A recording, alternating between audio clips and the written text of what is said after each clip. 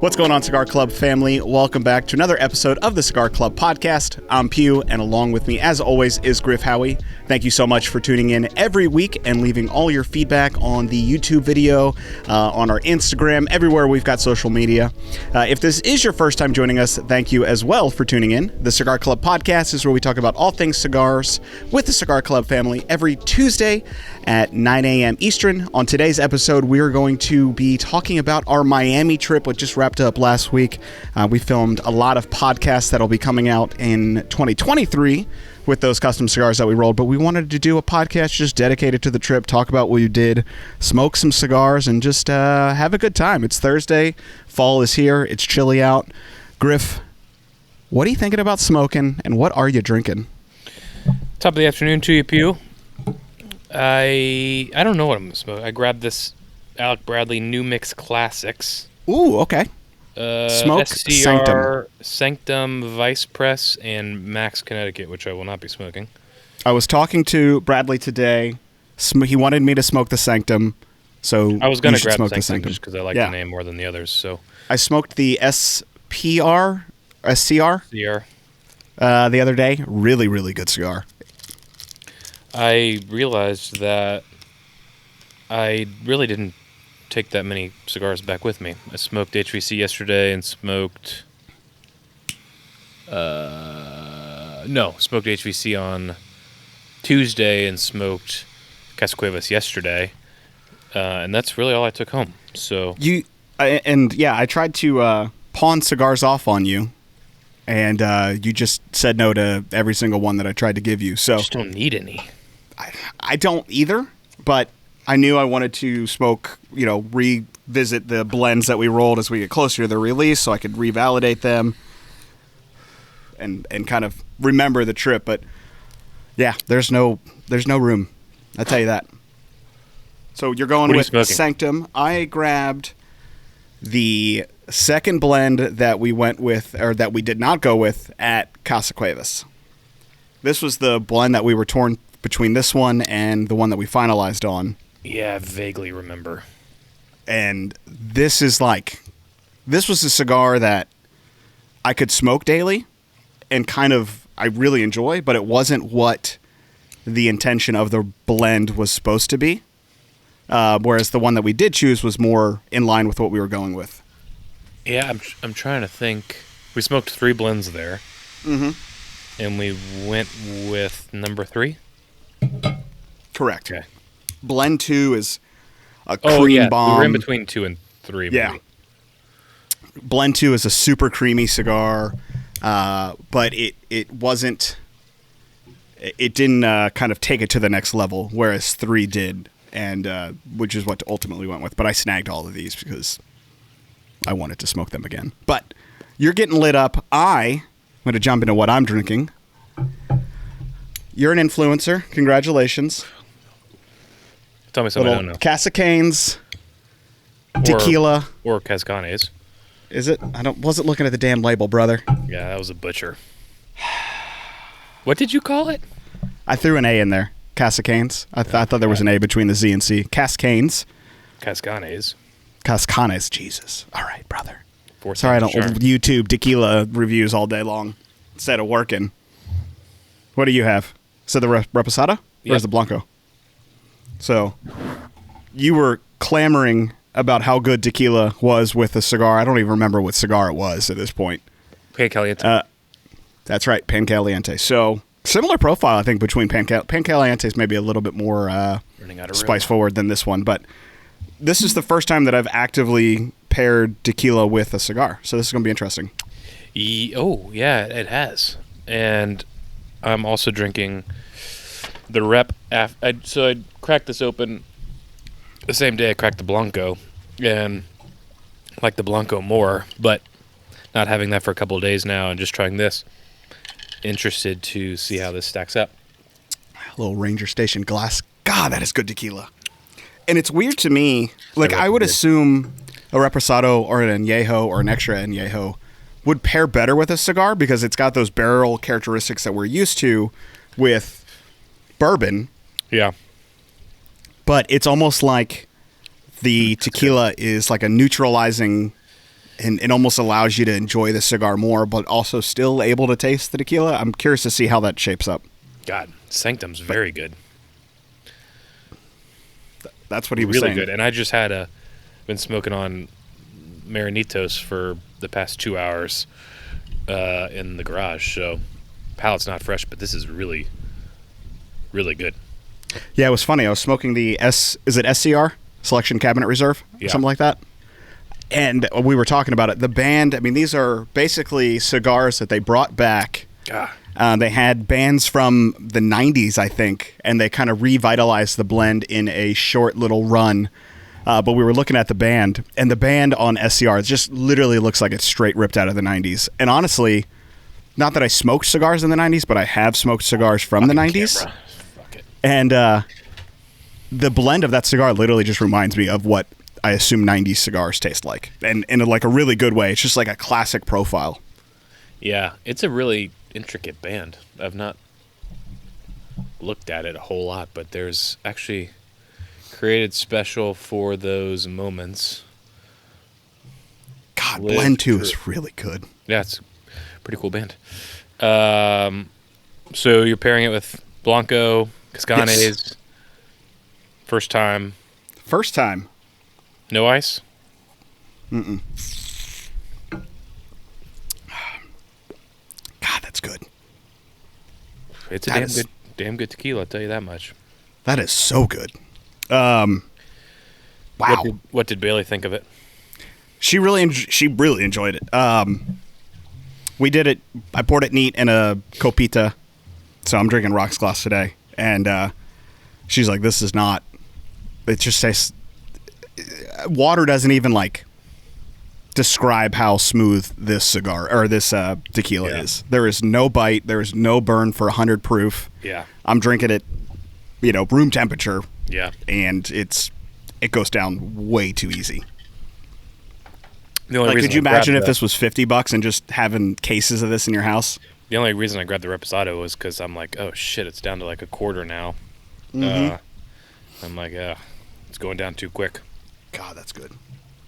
Well, a little before we jump into the heart of the show, Pinky's out. Lancero is officially out on our site, so we've got those available in 10 packs that you know and love. We went with the Lancero this year, elongated the blend, which I think really brought out more of the creaminess of the tobacco and kind of subdued some of those spicier notes. The spicier notes are still there. You can be found on the retrohale and even just in the body of the mouthfeel. But I think the Lancero turned out really good. We were kind of hesitant on how that would turn out and really weren't sure if that blend could handle that size, and I think it did beautifully. The Pinky Extender, as we're calling it. Actually, we're not really calling it that. We're not really calling it. We couldn't decide. I think it's what Ramsey called it the other day. I'm like, yeah, I like the finger, but no one really bought the finger. That's where I went with, but it's just the Pinky's out Lancero. Creative. If you have a creative name, let us know. Mm-hmm. Yeah, I'm excited about that. It's always a fun release every single year, and Lanceros seem to be very exciting right now. Yeah. For no rhyme or reason. Well, let's give the people what they want. Let's talk a little bit about Miami while it's still fresh on the mind. Like I said, it's been a week. Let me start off in saying last week was probably one of the longest but quickest weeks of my life. It was. Like, I'm at a wedding Friday, and I'm like, people are like, oh, what were you doing this week? And I was like, wait a minute, I was at Miami. That was this week.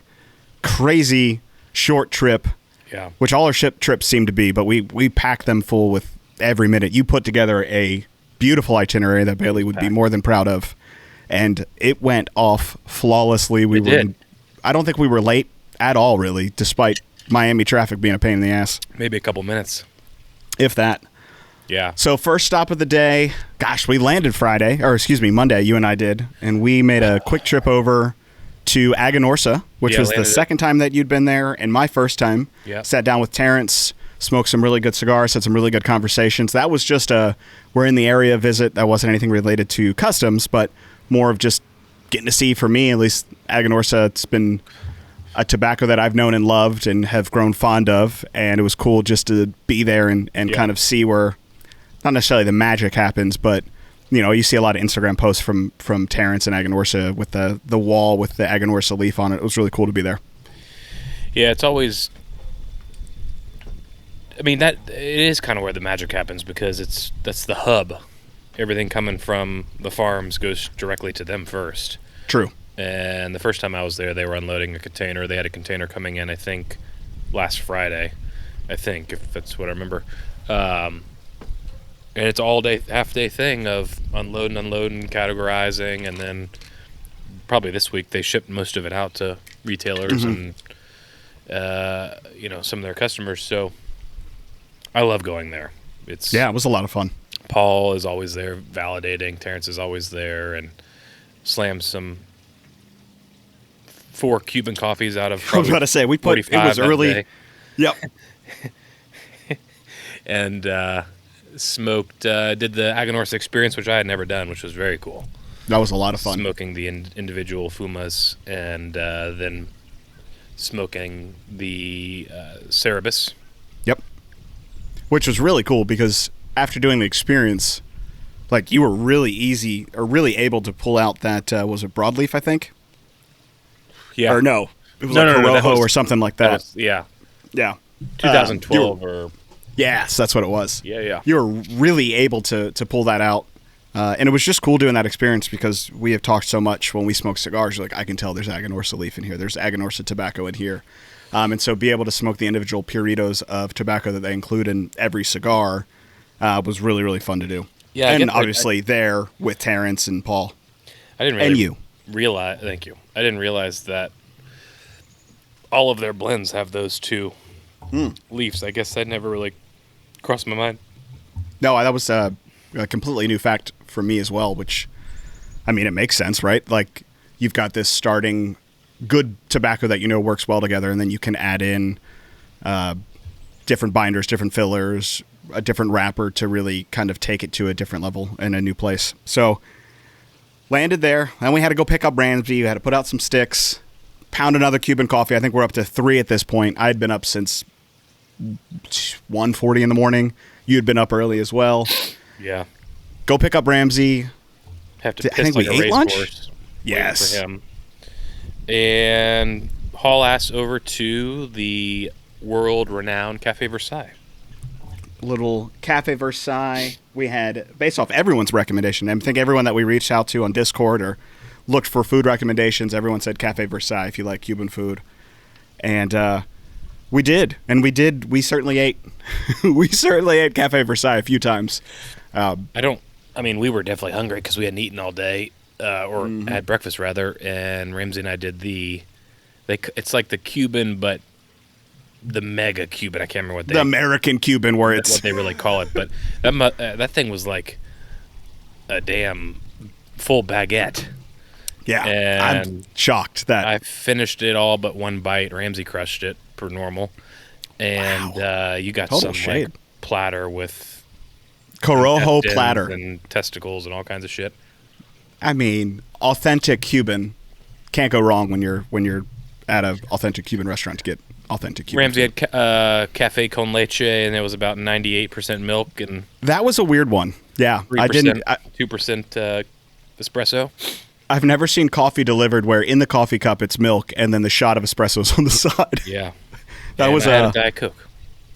Classic Griff, and I had yet another Cuban coffee, and this was probably. Actually, I don't know. I mean, it wasn't Cuban coffee that Lorenzo made us, but that coffee he made us with an espresso and the evaporated milk was really good. But, really I mean, good. I think I lived off espresso that whole weekend, and I'm surprised any of us slept. Yeah, especially that night with Hector. But stuff our face and then head across town to the one and only HVC Cigars meeting with Rainier Lorenzo. That was so. We walk upstairs into his office, and Griff and I look at each other like, "Can we smoke in here?" Like this office was pristine. It looked brand new. There was no smell of smoke. Yep. And so we're like, "All right, this might be really, really awkward if he doesn't realize that we'd like to smoke these blends with him and which shoot about it." We were going to do. Yeah, but there's always a first project. There's always potentially some communication issues or some confusion on what our intentions were, but fortunately we were able to smoke there. I was shocked about just I mean, I know HVC isn't a huge place, but like that was a small house, but office, but he gets it done there. He upgraded, tenfold. Downstairs has his warehouse, his fulfillment area, and his humidor, which was awesome to see all the selection number ones. I know I know you bought a box, but man, I wanted everything on those shelves. Yeah, I could have snagged a box of everything. Everything you could possibly need. And upstairs where the office is, his sister, family affair up there, and his office. And we hunkered down for an hour and a half and smoked that place out. We had to open the door. She was a little smoky. Yeah. And I don't want to give away too much detail on the blends that we selected for customs next year. Like I said, we recorded individual podcasts where we actually sit down and smoke through all the blends that we had lined up. But it's going to be a reoccurring theme throughout the entirety of this episode as we talk about the blends that we selected. But damn good. For being 30, 45 days fresh. I mean, these cigars burned perfectly. They had complexity to them. They had nuances. Yeah. Noticeable transitions throughout all of them. With a new project and getting a new manufacturer on board, new people on board, it's always kind of scary for me because I had a vision of what I wanted out of these blends and kind of almost like a story for each blend that I wanted to tell throughout the year. And so to be able to give those ideas and suggestions and kind of blends that we were looking for, and then having them do it and kind of bring it out to us is always, what if none of them were good, right? Like that would have killed me to be like, hey, we need to go back to the drawing board on these. Like that would have just been a really awkward. Would have been very awkward conversation to have. Fortunately, we did not have to have any of those conversations. And each blend completely different than the rest. Every blend completely different, and I think nothing against everybody we met with. I was probably just because it's the HVC fan at heart speaking, but that was probably what I was looking forward to the most, and probably one of my favorite cigars that we smoked that week. Yeah. Those were some powerhouses, and I told you guys, you're like, no, and you got a little fucking sick. Excuse my language, Mom. You got a little sick afterwards, and needed some fresh air. We started off. I think there was 2 or 3 blends. I don't remember. I was chiefing through it because when you're doing these, being on the factory floor is a little bit different when it's super that fresh. You're only smoking maybe a 1/4 inch. With these, I wanted to get, since they had been resting for 30, 45 days, I wanted to get it a little bit past the 1/4 inch mark. And so you're doing a podcast, obviously you're smoking faster than you typically would. And so I'm chiefing through 1, I chief through 2. And by the time we leave, I'm sitting there and I'm like, oh, this is not going well. Yeah. So we had a 45-minute car ride ahead of us. I'm in the back seat trying to get a little bit of work done. Yep. Normally I can work in the car and be fine. Yep. I think it's just in the front seat. I've never actually tried working out of the back seat before, so I think that didn't help. That was a long 45-minute, and I was a little uneasy. I think I was giving everyone a little fright in the rental car. We were heading up to Fort Lauderdale to spend the evening with the one and only Bradley Rubin, and it was a little touch and go of traffic and stuff Monday afternoon, and I want to keep thinking it was Friday, but I know it was only Monday. And so obviously right when we get to Alec Bradley Studios, I call it, Alec Bradley office, you got to have a cigar. And so I lit up, obviously, double broadleaf. Double broadleaf right off the bat. And Pugh had to sit the first cigar out, which was I did. A little bummed to hear and see, but I knew if I lit up anything, if he could have handed me Koyo, Kintsugi, it was coming back. I mean, I was pale. I was hurting. Yeah, I think he had a little nicotine sickness there. And no sugar on hand. I mean, it's been a long time since I've had any type of nicotine sickness, but we made it through. Yeah. So smoke double broadleaf. I think no. I didn't have double broadleaf. I had Trilogy Cameroon. I had double broadleaf that night. You're right. And cracked open the fine and rare character Alec Bradley pick. God, that was good. I was really hoping they'd be there. Really, really good. I told them we have to have it or we're not coming. So Good move. And had a quick drink and then went over to Gastrotech. Nailed it. Really, really cool restaurant downtown Fort Lauderdale. Rented the place out to ourselves. Had the place to ourselves, had watermelon salad, had octopus, had some scallops for me. You had another watermelon salad. Had another watermelon salad. Shit was amazing. Cocktails rolling. Palomas and bourbon drinks with honey and all kinds of fancy stuff. So at that point, we had the decision to either go to West End, Florida, which was about a solid 30, 45-minute haul. And it was obviously close to 10 o'clock at that time. It's like 10 o'clock, yep. Or go back to Alec Bradley Studios, watch the rest of the game, have a cigar, and a drink. We opted for that because we had to get up the next morning and go back to that exact same place. So went back to the studios. I don't know why I call it studios, but it sounds right. I don't know. AB Studios just sounds good. Had the double broadleaf. Did you? Yep. And you did smoke something? Yes, there. Yes. I smoked double broadleaf as well. Okay, maybe we all had double broadleaf. I don't remember. I think so. And then called it a night, and then drove back to Miami. 30, 45-minute trip back just to get. I don't know. I think I got like 6 hours of sleep that night after being up for 23 hours. But yeah, had to then get back in the car, head back the next morning. Got up, had a little grabbed donut. Some Starbucks, hit the road to Fort Lauderdale, and Alec was kind enough to buy us. What were they called? Something. It was like Delightful Donuts, maybe. No, like Danny's Denny's something donuts, like that. Hey, they were good. Some fancy donuts. I mean, I'm not necessarily a donut connoisseur, but it is fun whenever we travel. We like to find like a cool, fancy donut place, just to I don't know, something to do, right? Yeah. And they were really good. Very good. That podcast has already dropped, I think. Or yes. Will have dropped. It should come right before this one. So our intent there was to smoke through 6 blends that we had planned, but communication error, blends didn't arrive. So we smoked Pinkies out. I feel guilty about pouring this. I wouldn't. It's just money. True. Smoked Pinkies out.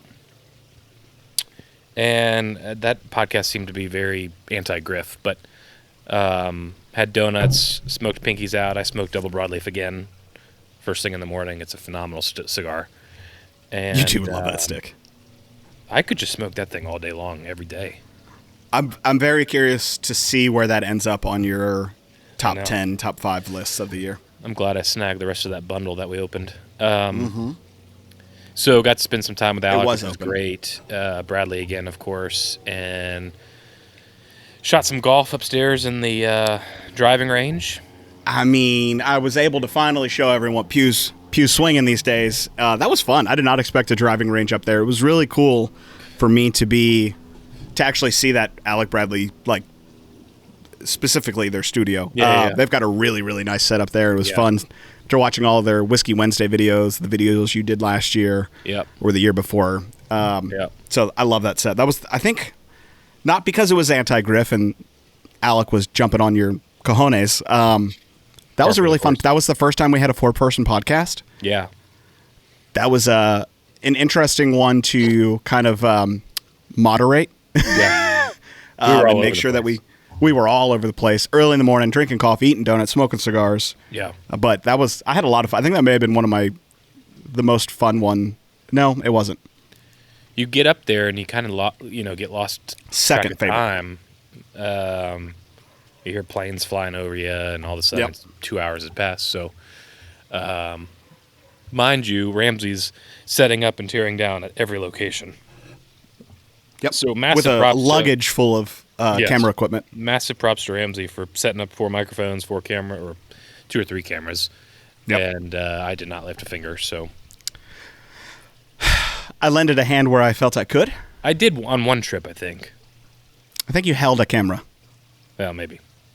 But, we can't which I shouldn't have to do.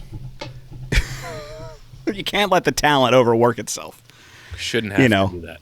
I get a good sweat building up. We start to hit that energy. Griff, pristine makeup artist in the corner. He's got his little studio chair that he has to be sitting in that says Griff on it. The rider that Griff has when he makes appearances, Ridiculous. Yeah, it's pretty top notch. So unfortunately, I have to cut that visit. Not short, but we couldn't stay as long as we needed to because we had to head I got to stay there all day. back. They're great guys. Oh yeah, it's easy. Had to head back to Doral. Made a quick plate takeout order of Cafe Guesses? Versailles. Cafe Versailles. Ramsey got the same thing. Griff, Same thing. same thing.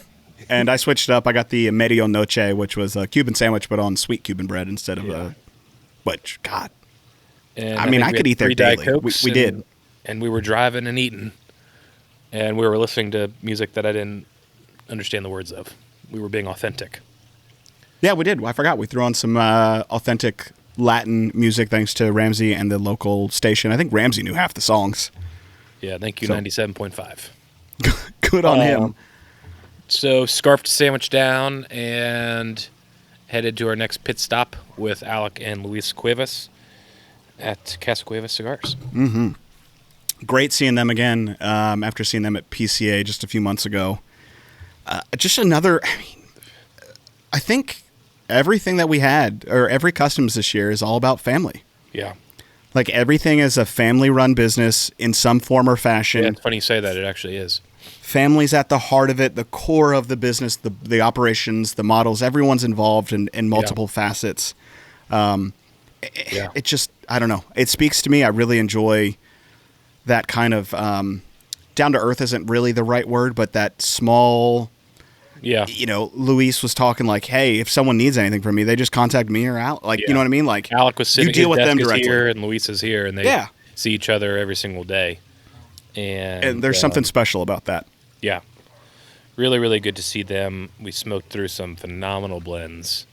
And that's this is not the one that we went with. We went with blend 3, but blend 2 is it reminds me a lot of what I blended for Origin, which is ultimately why I think I didn't want to do another Origin, right? So I wanted something different, and ultimately why we went with blend 3. But 2, I literally sparked it up. I was like, God, this reminds me of Origin. If Origin was, I think this is more Nicaraguan than Dominican. But anywho, number 2, I grabbed these because I could smoke these every single day, and it always, when you're presented with 2 to 3 blends or even more, like 90% of the time, you're not going to be given something that's not a good cigar, right? Mm-hmm. It may just be not necessarily what you were looking for, or maybe the initial blend that you thought needed something else, right? They're never just going to give you the one blend that you asked for because you're basically throwing paint at a wall and hoping that you land on something great. It's going to take some iterations to get to it, and so you'll have blends 1, 2, 3, 4, et cetera, et cetera.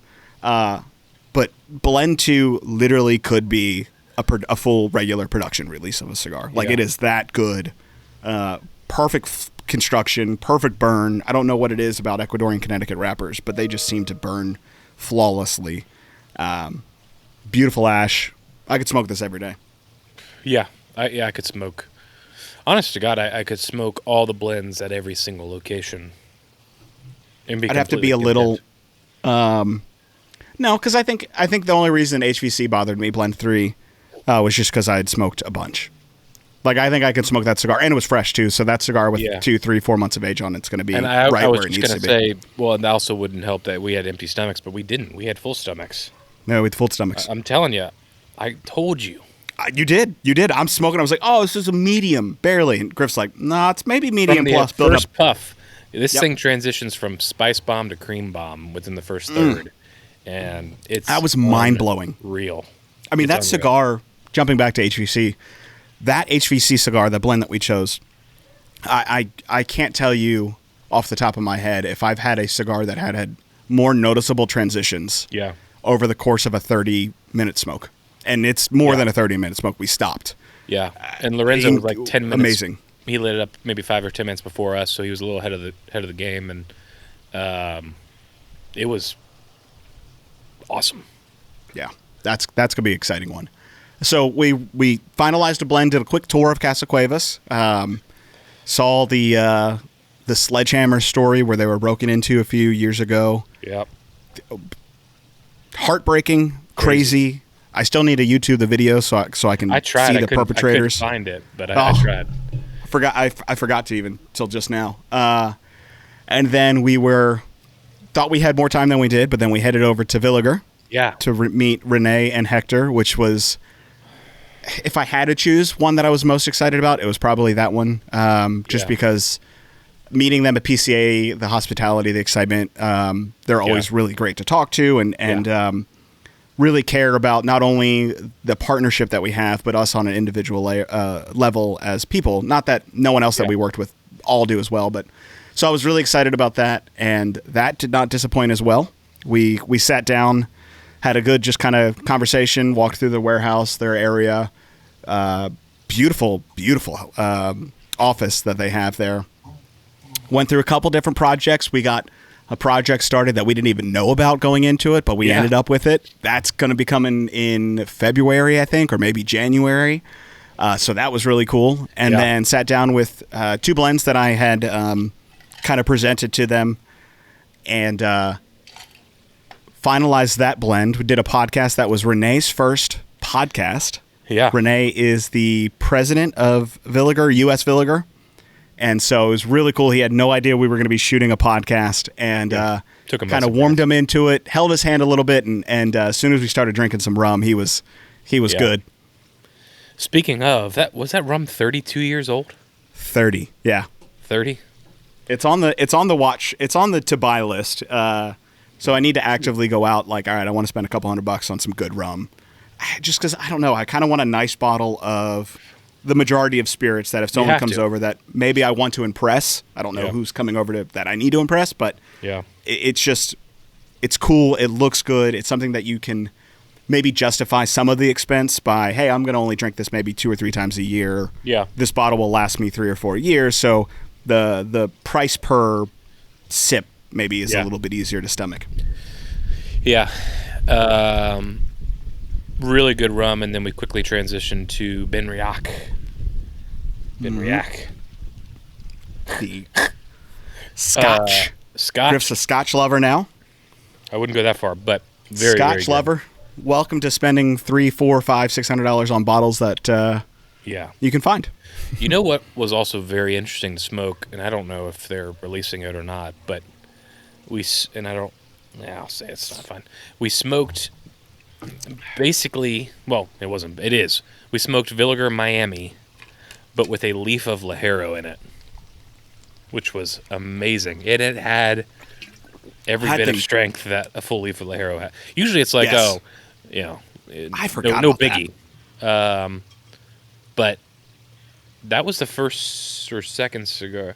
Something like that. We were in mid-tour, and Renee comes down. We hadn't seen him yet. And he's like, all right, in the tour, let's go ahead and had a cigar for the day. So we went up. He had waited all day for us. And I think it was either the first or second cigar we had in. You stopped pretty quickly because I could see it in your face. I knew that I had 3 or 4 cigars ahead of me and it kills me too because I'm like, I don't know if I'll ever smoke this cigar again. Mm-hmm. And that was my issue at PCA. Like, there was a couple stops that we had, and Griff's like, 2 puffs in. He's like, cool, this is great. I like it. Put it down.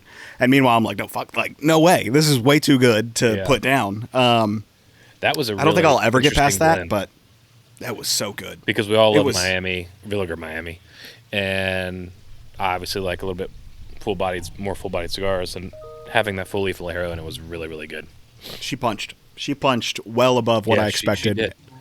So smoked that one, then we smoked the upcoming project one, and then we got into customs. And once again, no shock there. Great choices. Yeah. Certainly hard, but I think the one that we chose was unanimous. Yeah. The first one was good. You light up the second one. You're like, oh, this is much better. You go back to the first one, and you're like, yeah, it's definitely 2. That podcast was a lot of fun. The liquor was flowing. I know I was feeling a little buzz towards the end of that one. Then dinner time. Griff, tell them where we go. Pause for a second. Ramsey, cut this out. We shouldn't actually divulge because Hector watches these. We'll tell him where we're going, but I don't want to tell everyone that we didn't tell Hector. Do you know what I mean? Yeah. Yeah. I mean, none of us had an issue with it. Yeah. I would have gone there even if we would have gone 2 times before then. Okay. Yeah. Resume. Yeah. We went to Cafe Versailles.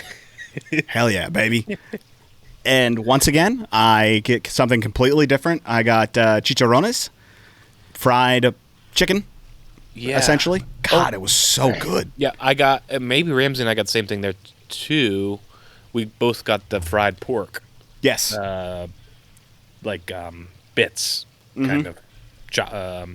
Fried pork chunks. Yeah, chunks. That's the word. I was looking for. And then we split some more. They're empanadas and whatchamacallits. Croquettes. Croquettes. God, those are so good. I mean, I could literally that menu. I don't know how they do it. That menu, it's like going to a damn Cheesecake Factory with how many options they have. You could go for an entire month and never get the same thing. I could have eaten there every single meal. There's always a wait, dinner. And the food will take maybe 10 minutes. Order in, and it's already come out of the kitchen. You're like, oh, did you crazy. cook this? Is this someone else's? Crazy. Great dessert, flan and bread pudding. I mean, bread pudding was legit. More Cuban coffee. Yep. With the knowing that we were going to go back out to Calle Ocho and get more Cuban coffee. Yeah, I was a little hesitant. It's my kind of place. I love it. Pretty verbal about the. You were very nervous about the amount of caffeine because I was like consuming. The last thing I want to do is get back to my hotel room and be wired and just be looking around. Like when I get back to the hotel room, I want to fall asleep within 5 minutes. And I'm like, okay, Cuban coffee, nonetheless, in the morning will wake you up, but what is it going to do in the evening? Oh, baby, put you to sleep. So we go to this place called the House of Cuban Coffee, quote unquote. And this place was legit. Fresh roasted beans right there. They do all their roasting in-house. Yeah. Sacks of green beans for them. The roasters right there for everyone to see. Yep. Tons of different options. Yep. We got, I don't even know. I don't remember the name, but it had layers. It had layers, and you mix in with the spoon. Yep. It just looked really fun. It was like espresso, maybe Bailey's? like condensed milk, and then I don't know what was on top of it. Well, it wouldn't be Bailey's, but like some type of liqueur or something.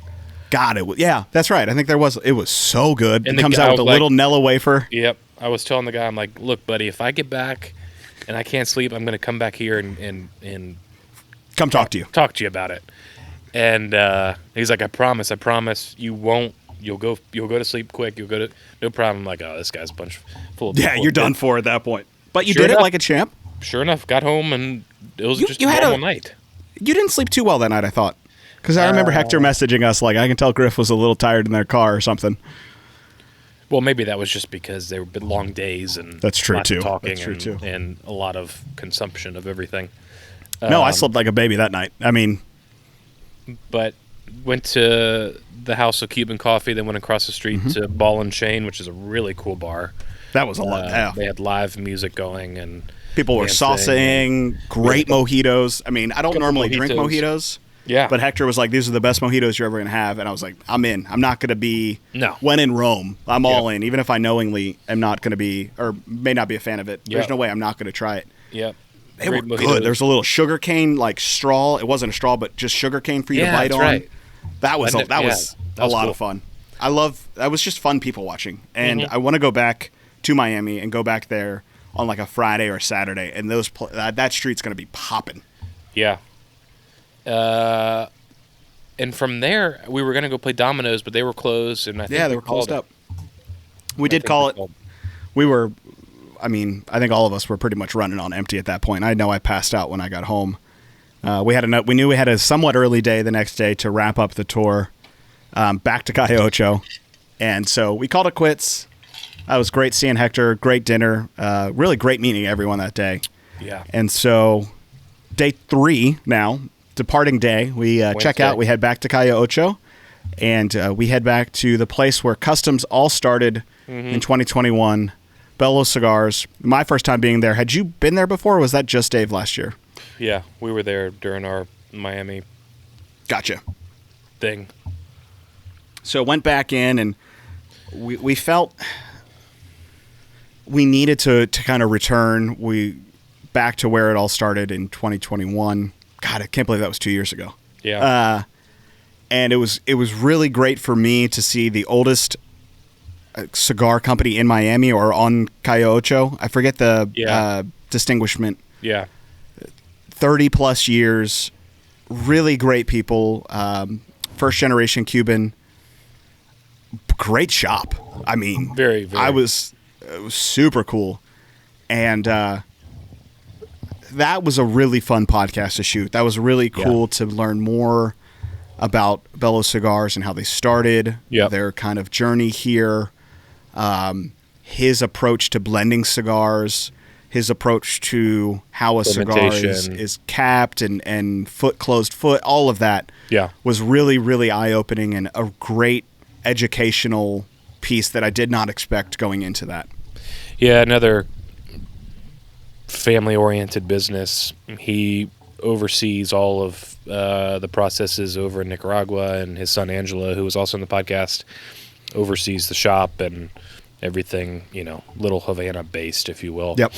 And his daughter works there as well, Gabriella, who was there. And just a great family, phenomenal cigars. That cigar is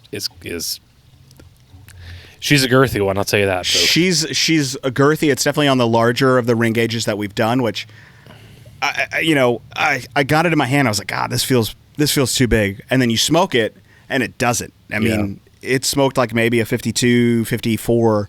Which is telling you something. It's not a which is telling you or anything. But yeah, no, I think it's a 58. But the purpose and the reason behind the way that cigar was blended and the reason for that ring gauge, you're like, you're not going to change perfection and heritage essentially, because it's the way his dad rolled cigars. I mean, even at that point, we were all very, very tired. It's just, go for 3 days straight. But I was not putting that cigar down. No. We had nowhere to go. After that, we went and got lunch and we were gone. We left. But so that was our last final stop of the trip, per se. And we were just sitting there catching up after we recorded the podcast, and some people came in from tours and stuff. And it was hard to put down. Yeah, it was. And they still have, so if you are a longtime listener, you probably aware of this. If you're a first-time listener or just a new listener, if you go to Bello Cigars on Calle Ocho in Miami, they still have some Ochos from our first release of Customs in 2021. Yeah. So if you head in there and let them know you're part of the Cigar Club family, they still have some back there that they'd be able to give you one of those so you can experience what Ocho tastes like after 2 years. And I have 3 left. No, you didn't. No, I only gave you Familia. Yeah. So I've got 3 Ochos left. I'm really excited to smoke that and just really see how that's progressed. But that was just a really great, humbling experience and hearing the stories that they have and kind of their legacy there on Calle Ocho. Yeah. And then we went to South Beach after that. We had a few hours to kill before the airport. That's right. That was a fun up and down drive of South Beach, seeing all the kind of historic buildings that I've seen in TV shows and movies, and kind of if those walls could talk and those hotel rooms could talk, what they've seen. Found out we were craving pizza. I want to know about those, but give it to me. I'm not sleeping in them, but I want to know. Yeah. We were randomly craving pizza, and I'm so glad you did. Me too. We were like, all right, we're driving down South Beach. I'm like, all right, Ramsey, and he did, but he was too late, so I did it while I was driving. And I was like, let's Google just best pizza place in South Beach. And I don't know if this was number one, but it was the first thing I saw, which it was called Maestro's 01. 10 or something. 01, something like that. Which was a chain, but like small. We went to the one location that was like in the bottom of this building. So weird. The size of probably my truck. And it was like 4 tops. Yeah. Pizza or oven and all the kitchen was in the back. They call it a burrata bar, which I did not realize until I Bailey looked up the menu, and she's like, "Of course you got burrata. It's called a damn pizza and burrata bar." And I was like, "Oh, that makes a lot of sense." We saw the burrata coming out. We did not get that, but this was like the smallest restaurant I've ever been to, and the best pizza that I've ever had. Undescribable, to the point that I had pizza 2 more times last week, and I ordered a pizza that had burrata on it. It was like the same thing. Yeah. Didn't even come close to what I got. I had DiGiorno a couple nights ago, and I was like, oh, this sucks. But this sucks. So my goal is to recreate this pizza somehow. It was like super thin crust, fresh San Marzano tomato sauce, simple as could be, goes in their oven, comes out. They've got room temperature burrata that they just melt over, or that melts over it, and then finished with about a half gallon of white truffle oil. Boy, I was burping that up the whole plane ride home. It was coming through pores all afternoon. Oh man, those poor people on the plane next to me were like, "What the hell? This dude stinks." That was a great. We were all just like sleep drunk, tired at that point. And the belly laughs did not stop from there to we all slammed airport. these 13-inch, which they were a lot bigger than 13-inch pizzas. They were huge. Or maybe I wasn't envisioning what a 13-inch pizza looks like. But then Ramsey had the genius idea to order this, which I will give it to him. It was pretty genius, although none of us needed it. No. But he ordered this. It was a Nutella and banana calzone. Calzone, Nutella and banana, which I don't like Nutella, and I loved that. Full jar Nutella, like 5 bananas rolled up in this calzone, thrown in the oven, comes out, nuclear lava in your mouth. Yeah. I'm glad we didn't have that day one or my mouth would have been ruined. Yeah. That thing was good. That was really good. And honestly, like, it was perfect after this kind of rich meal to have something sweet to we didn't need it, but counterbalance it out. Yeah. Powdered sugar on and top, then that was I think. Oh, yeah. Got to. Yeah, it was. And then it was off to the airport. Good. I'm like, God, Lisa, I can't even have another bite. That waitress definitely judged us for eating all that food. And she's like, trust me, I like this dessert more than the pizza itself. I'm like, oh, shit, this is serious. Yeah. And it wasn't better than my pizza, but it was certainly up there as a contender. So really, at the end of the day, all we ate was Cafe Versailles and pizza. And Cuban coffee. And Cuban coffee. And we were amped up, jacked up, and came home. We all got in super late Wednesday night. Thursday. I actually got in Thursday morning. You got in Thursday morning. Yeah, I saw your message. I was like, God. And then I left again Friday morning. I'm like, golly, I should have just slept here. I left Friday. You flew out. I drove up Thursday after work to Alpharetta, and then we went up to Dahlonega for a wedding. Yeah. I'm still tired to this week. Like, I think I just now caught up on resting and getting a full night's sleep. But for the first time, I think you didn't have delays in your flight. I was very, very shocked. Coming from Miami? Yeah. Oh, I did. Oh, you did? Is that why you got in so late? Yeah. Oh, no. I'm so glad I'm not flying home with you anytime soon. Yeah. It's inevitable, but yeah, I did. That's why I got home. Is it just the Greenville airport sucks?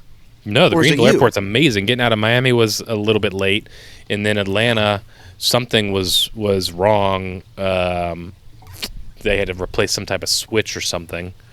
Jesus. At least they did it. It's always something, but at least I didn't get stuck anywhere. So, well, I know if I'm ever flying on the same plane as you that I should expect delays because none here. Yeah, but it was a hell of a trip. It was a really, really fun time, and I'm ready to go back whenever they'd have us back. Everything we needed to accomplish, and more. Smoked some great cigars and had some good laughs. We did. Well, I think that pretty much sums it all up. Like I said, we'll have individual podcasts out on all of those customs as those customs release next year. So stay tuned for more on that one. But I didn't want to rob everyone of the journey that was Miami this year. So before we head out, we've got think of a giveaway question, and I'll think of a giveaway, and I've got a question of the day for you. Okay. So let's see here. This comes from Justin Sullivan 02. He wants us to review Jericho Hill, please. It is his favorite cigar. Oh, it's a phenomenal cigar.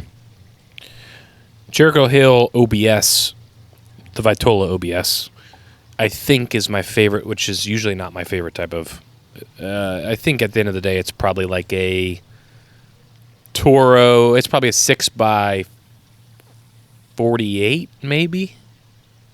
It could be 50. It could be a traditional Toro, but that blend and that size to me is really good. Really good.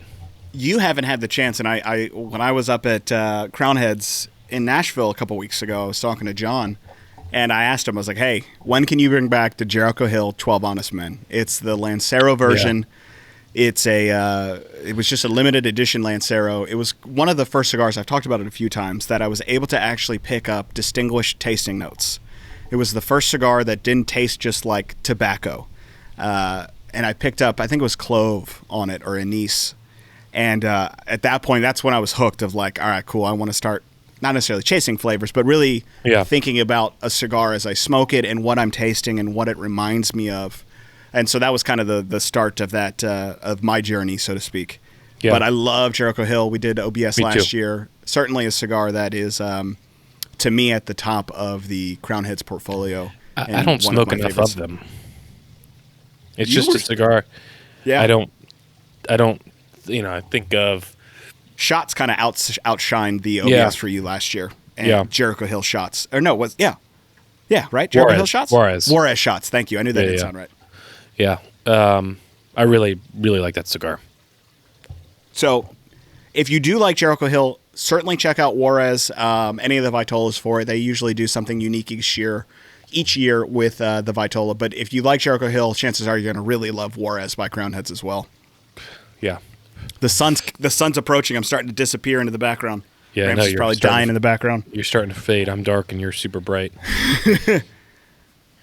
Did you think of a giveaway question? Oh, no, I didn't. That's okay. I put you on the spot. I gave you 2 tasks in one. I should have probably been the one who was thinking of it. Well,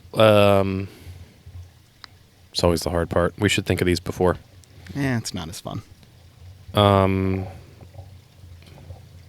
Ramsey, we'd never ask you. What do you want to give away? No, here goes the farm. There it is. We'll give away a 10-pack of Pinkies Out. All right. It's going to be a good question. If we're giving away a 10-pack of Pinkies Out, which is our most exciting, most sought-after release, do you have a question, Ramsey? Something that's not Googleable, something that maybe only you would know. Well, that doesn't work. We've talked about it before. Horrible question. No one will know that. Oh. We have talked about it on a podcast before.